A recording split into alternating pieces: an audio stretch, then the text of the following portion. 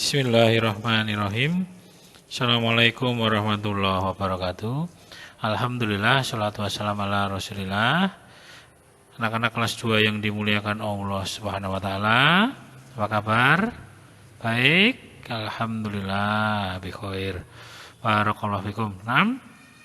Alhamdulillah, segala puji bagi Allah yang masih mengizinkan kita belajar walaupun dari rumah. Kita masih di tema 4, hidup bersih dan sehat. Dan di subtema 4, hidup bersih dan sehat di tempat umum, masuk di bagian 2 insya Allah.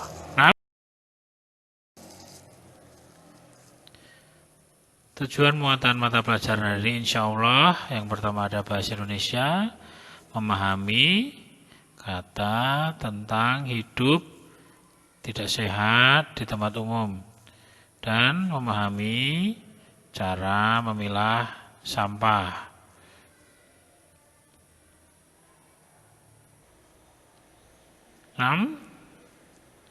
Yang kedua adalah SPDB, membuat karya seni dari manik-manik.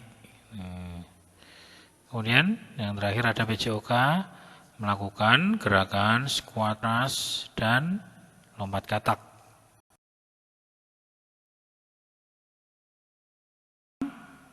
Kita masuk di bahasa Indonesia, memahami kata tentang hidup tidak sehat di tempat umum. Bisa kita lihat, ada sebuah pasar, dan situ ada percakapan antara seorang ibu dan anaknya. Dan anak ibu melihat ada tumpukan sampah, dan si anak bertanya kepada ibu, "Bu, mengapa sampah dan barang bekas itu dibiarkan menumpuk? Kan pasar jadi kotor dan bau, kan Bu?"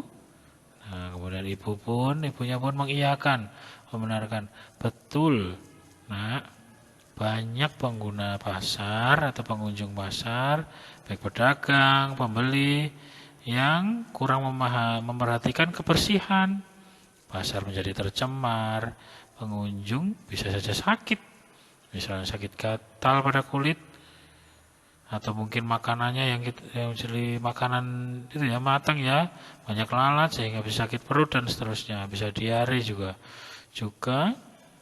Sudah seharusnya kita peduli terhadap lingkungan, terutama di tempat umum ya, bahwa memang pasar ini seringnya menjadi pasar yang kumuh, jorok begitu. Makanya kita selaku umat muslim yang beriman, kita harus menjaga kebersihan tempat umum, salah satunya pasar.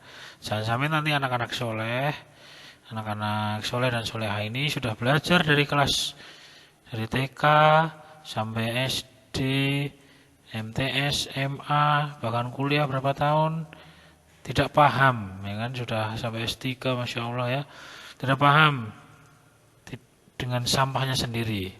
Nah, kita harus punya akhlak, adab yang betul, terutama khusus pada sampah yang kita hasilkan sendiri. Kita harus menjaganya ya. Jangan sampai sekolah lama masih buang sampah sembarangan. Tentunya memalu ya, terkhususnya sebagai umat muslim yang mencintai kebersihan. Pasar adalah tempat umum yang dikunjungi banyak orang, seperti yang sudah kita mengetahuinya, dan yang kotor dapat menyebabkan bau tidak sedap, barang dagang menjadi sehat, penjual serta pembeli dapat terserang penyakit seperti yang sudah kita bahas. Dan ingatlah, jagalah kebersihan pasar. Ini khusus kita di tempat umum. Masih di bahasa Indonesia, yakni cara tentang memilah sampah. Mari kita perhatikan bersama anak-anak kelas 2 yang dirahmati Allah Subhanahu wa taala, coba perhatikan. Jika setiap rumah menghasilkan satu saja kantong plastik sampah setiap hari, berapa kantong sampah ketika itu satu kampung? Satu RT ada berapa rumah? 20, 50, bukan 100. Kalau satu kampung 10 RT, 10 kali 10, 100. Terus 100 kali 10, 1000 kantong sampah setiap hari. Bagaimana jika sebulan? 1000 kali 30, 30.000. Masya Allah, banyak sekali sampah yang dihasilkan kita ya. Dan luar biasa. Untuk itu, maka kita perlu memilah sampah. Kenapa? Agar mudah dalam mengelola pembuangan dan mendaur ulang sampah. Daur ulang itu apa, Ustadz? Daur ulang adalah sampah itu diproses kembali. Ustadz kasih contoh. Ada sebuah botol bekas, botol minum. Kemudian ketika dibuang, dipilah, nanti dipotong kecil-kecil, pakai mesin, menjadi sebuah biji plastik lagi, yang bisa diolah lagi menjadi botol untuk digunakan untuk tempat minum atau tempat makanan yang lain atau menjadi mainan yang lain. Itu namanya proses mendaur ulang sampah. Jadi tidak dibiarkan begitu saja.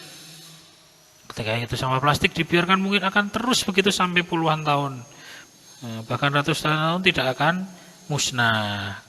Berbeda dengan sampah organik. Nah, makanya cara memilahnya kita menjadi 3.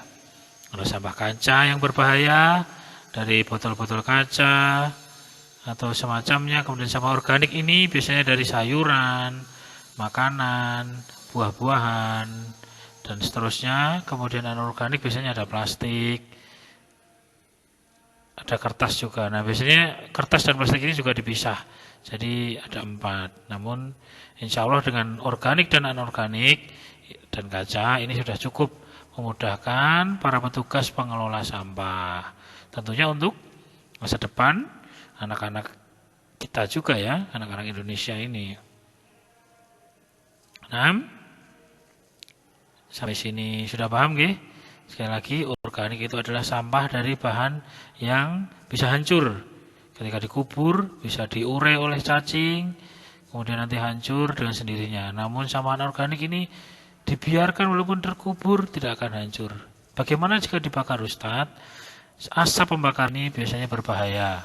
Apalagi coba anak-anak bakar plastik kemudian mendekat, menghirup asapnya, ini pasti ada sakit hidungnya ya kan. Apalagi nanti lama-kelamaan bisa merusak atmosfer bumi. Atmosfer itu apa? Langit. Nah, merusak lingkungan. Naam nggih? Barakallahu fikum. Anak-anak kelas 2 yang dirahmati Allah Subhanahu wa taala, kita masuk di SPDB karya seni dari Manik-Manik. Nah, Manik-Manik itu apa, Ustadz? Sudah ada langkahnya dan bahan, kita bisa lihat. Nomor 1 adalah bahan.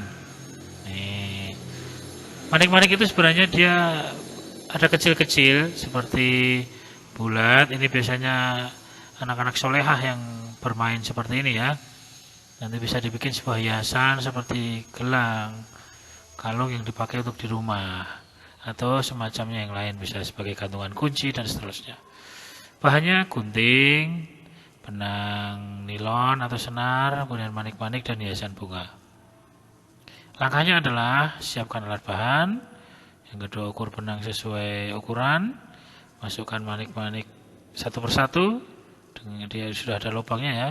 Jika sudah penuh sesuai ukuran lengan atau pergelangan misalkan, bisa diikat dengan kuat, diberikan jeda sedikit ya, biar bisa masuk karena tangan ini lebih besar daripada pergelangan. Kemudian tambahkan hiasan bunga tersebut dan selesai. Alhamdulillah. Mudah bukan ya?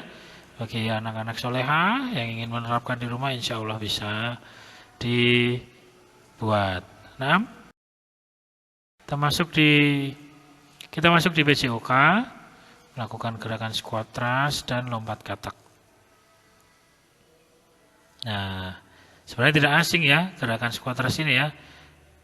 Ya betul. Langkah yang pertama adalah berdiri tegap, kemudian jongkok dengan kedua telapak tangan menyentuh lantai, luruskan kaki belakang seperti posisi mau push up.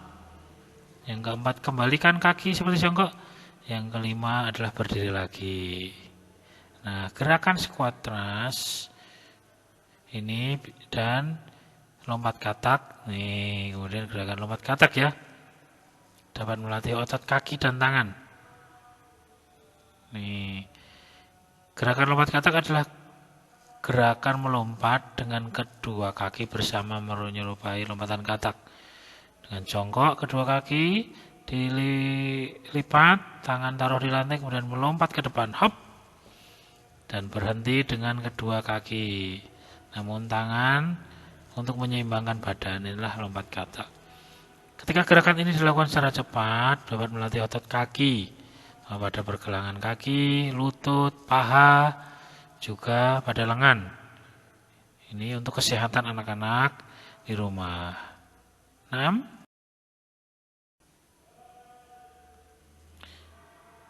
Anak-anak kelas 2 yang dirahmati Allah Subhanahu wa taala, hari ini insyaallah cukup.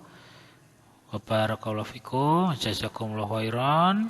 Jika ada kesalahan dari Ustaz dalam penyampaian, mohon maaf. Semoga yang sedikit bermanfaat. Kita tutup dengan doa kafaratul majlis. Subhanakallahumma bihamdika asyhadu alla ilaha illa anta astaghfirullah wa atubu ilaik. Assalamualaikum warahmatullahi wabarakatuh.